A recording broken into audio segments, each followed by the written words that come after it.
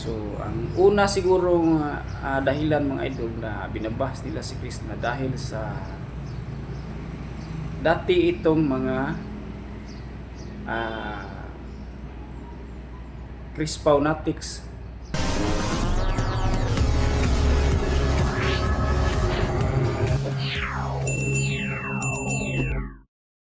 Magandang araw sa inyo mga idol.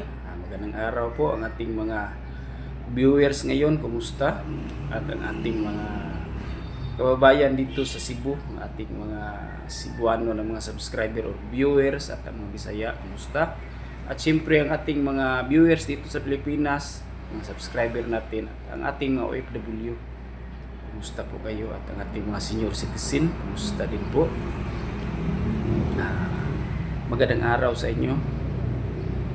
Ang ating video ngayon mga idol tungkol po sa mga basir ni Krishna, no? Kasi nag-live si Krishna, merong pumasok na mga aswang. Yung mga aswang mga idol ba, yung mga ungo. Maraming pumapasok at saka binabas si Krishna.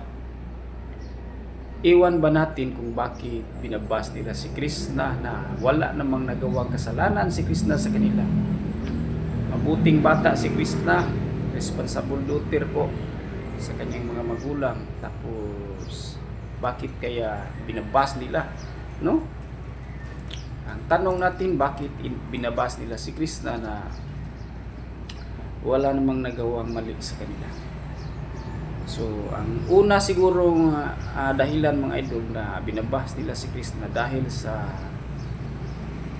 dati itong mga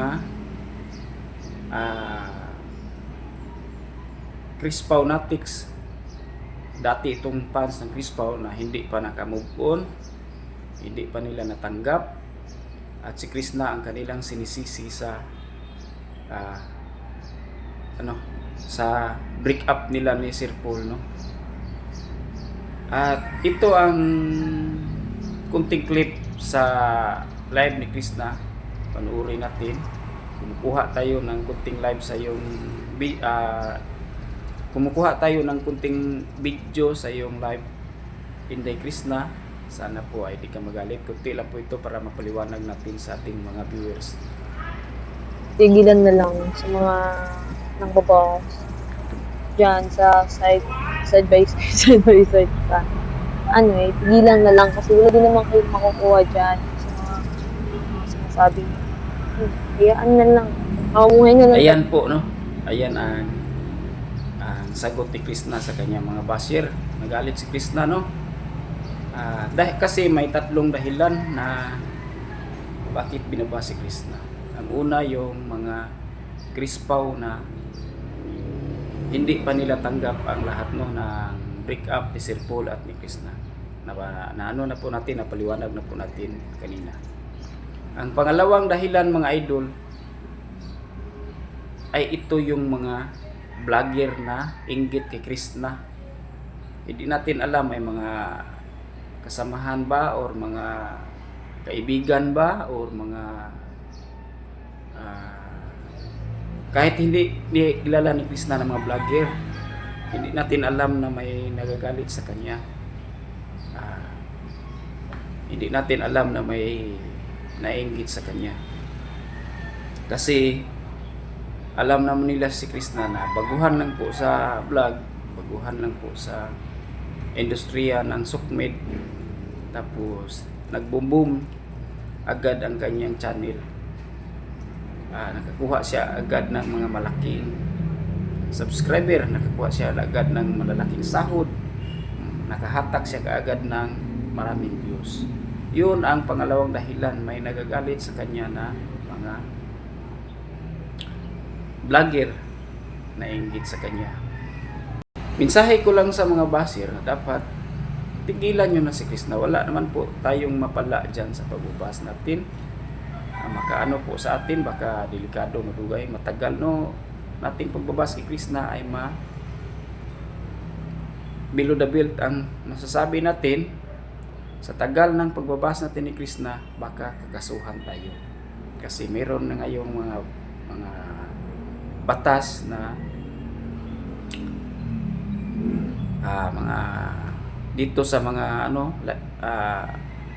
may mga batas na kayo ngayon sa cyber, no, mga mga di tayo abogado may mga may mga batas na ngayon na pwede nang kasuhan yung mga basher, yung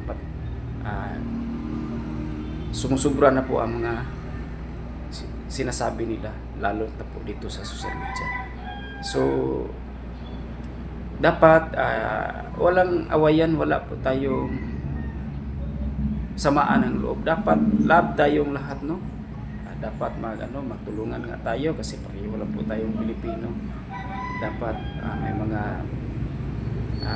channel dan yan ng mga mga maliliit pa, dapat tulungan natin, hindi natin i-down kasi